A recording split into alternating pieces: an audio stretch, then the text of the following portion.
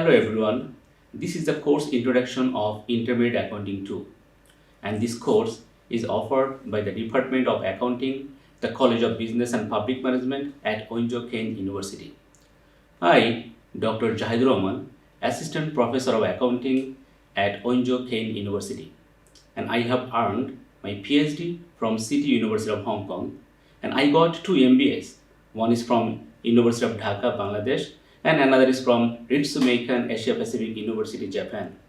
Then I have earned my professional certificate designation of Certified Chartered Accountant from CPA Australia.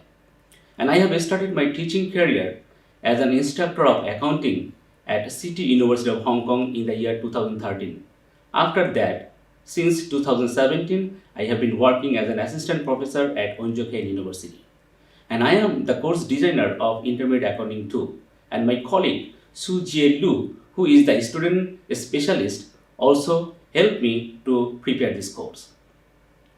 Now, I am going to briefly explain the course information, course description, student learning objectives, and topical outlines briefly. First, I would like to explain the course information. The course title and course code is ACCT 3220 Intermediate Accounting 2, and this is a 3-credit course, and the prerequisite for this course is ACCT 3210 Intermediate Accounting 1. That means Intermediate Accounting 2 is the continuation of Intermediate Accounting 1. The student who would like to enroll Intermediate Accounting 2 must pass from Intermediate Accounting 1.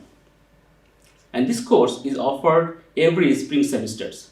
And the students who are majored in accounting must enroll this course because this is a required course for them. However, the students who are majored in finance also can take this course because this is a free elective course for them. And the instructional method of this course is divided into two groups, the coursework and the examination. The coursework belongs to lectures, readings, online quizzes, group discussion and presentations, and there will be two exams offered in this course throughout the semester. One is midterm exam, another is the final exam. Now, I am going to share the grading assessment criteria for this course. As I already mentioned that this course is divided into two parts. The coursework contains 30% marks. It includes online quizzes like Connect, Learn Smart, and the group discussion and presentation is about 10% marks. And the attendance and participation is 5%, total 30%. Then midterm exam contain 20% marks and the final exam contain 50% marks, total 100%.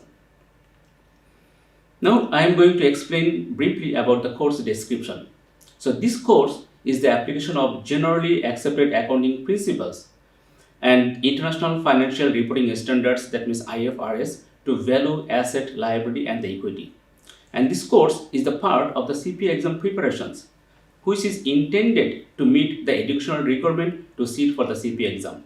That means that the students who are targeting for a CPA or ICPA exam, this course is mandatory for them because this course will give you a lot of idea for the CPA exams. Then, a major focus of this course is to improve students' analytical and communication skill in an accounting environment through projects and the case studies. Now, I am going to explain the student learning objectives. That means at the end of this course, the student will be able to examine the role and importance of the financial reporting function in the society. Again, at the end of this course, the student will be able to demonstrate an understanding of the theory and practice underlying the preparation and presentation of financial information in accordance with the United States GAAP and significant differences of IFRS.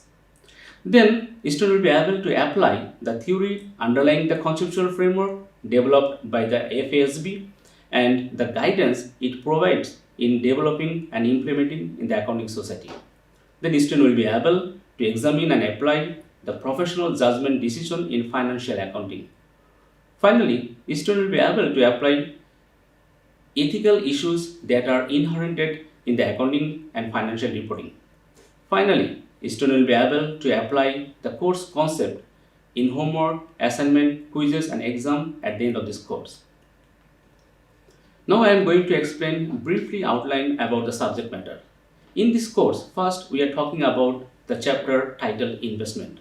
And in this chapter, we demonstrate how to identify and account for investment. Then we also describe the classification of investment securities and the changes in their values and sales. Then we move on another chapter titled Current Liabilities. And in this chapter, we evaluate the classifications and the measurement of short-term and long-term liabilities. In this chapter, we also explain the method of contingencies recognition. After that, we move on to the long-term liabilities. And in this chapter, we help our student to calculate bond issued as face value, at discount, and at a premium. At the end of this chapter, we also explain how to understand and record the bond redemption. After that, we move on another chapter called Accounting for Lease. In this chapter, we explain the criteria and conditions used to classify lease and record operating and finance lease from the perspective of both lessor and the leases side. Then we move on income tax accounting, and in this chapter we help our student to calculate and determine the amount that are needed to record periodic income taxes in the financial statements. Then at the end of this chapter we also explain when and how the net operating loss carry forward and the net operating loss carry backward are recognized in the financial statement. Then we move on accounting for the pension plan accounting. And in this chapter, we mainly describe the 5 events that might change the balances of the prior benefit obligation and record for the pension expense as a periodic expense. As well as we also help our students to calculate the new gains and losses at the end of this chapter. Then we move on to the corporate accounting, and in this chapter we mainly explain the components and regulatory aspects of stockholders' equity and understand the treatment of and the method of reporting for stocks. We also talk about the dilutive securities and dividend transactions at the end of this chapter.